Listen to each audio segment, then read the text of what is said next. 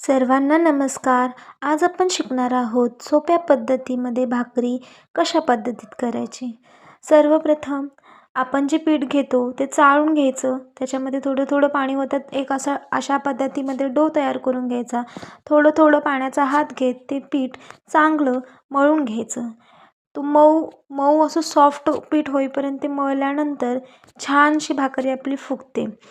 आणि त्याची एकदम सोपी पद्धत मी आता पुढे दाखवणार आहे.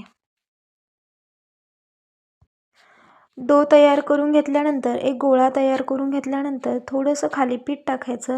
थोडंसं आपल्या हाताला पीठ चिटकू नये म्हणून थोडंसं पीठ हातालाही लावून घ्यायचं.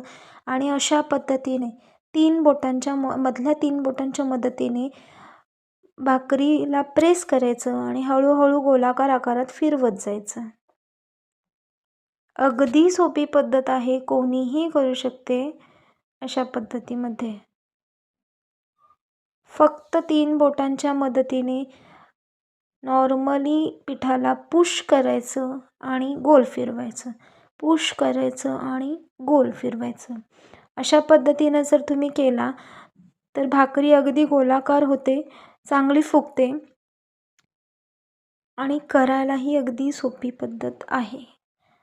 तर ह्यानंतर काय करायचं, जी कडा आहे ती आपण स्टेबल करून घेतल्यानंतर आता जो मध्यभागी जो डो थोडासा जाडसर असतो तो आपल्या तळव्याच्या मदतीने थोडंसं त्याची एकत्र समान अशी सगळीकडून मांडणी करून घ्यायची. याच्यामुळे काय होतं, जाडसर भाग शेकला जात नाही. जर भाकरी तुमची सर्व कडेवरून समान असेल तर तुमची भाकरी छान फुगली जाते. अशा पद्धतीमध्ये भाकरी इथे तयार झालेली आहे. एका हाताचा वरती दुसरा हात हे करून भाकरी तव्यामध्ये टाकायचे. तव्यामध्ये टाकण्याच्या आधी किमान 15 मिनटं किंवा 10 मिनटं आधी तवा चांगला गरम करून घ्यायचा, जेणेकरून तुमची भाकऱ्या पटपट शेकल्या जातील. भाकरी टाकल्यानंतर थोडंसं पाणी घेऊन सर्व भाकरीला पसरवून घ्यायचं. ते पाणी सगळीकडं सगळ्या ठिकाणी ते पाणी लागलं पाहिजे.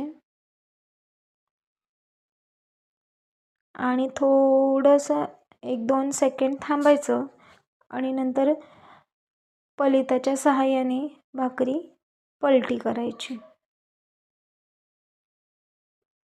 एकदम सोपी पद्धत आहे, कोणीही करू शकतो. अशा पद्धतीमध्ये सगळ्या कडा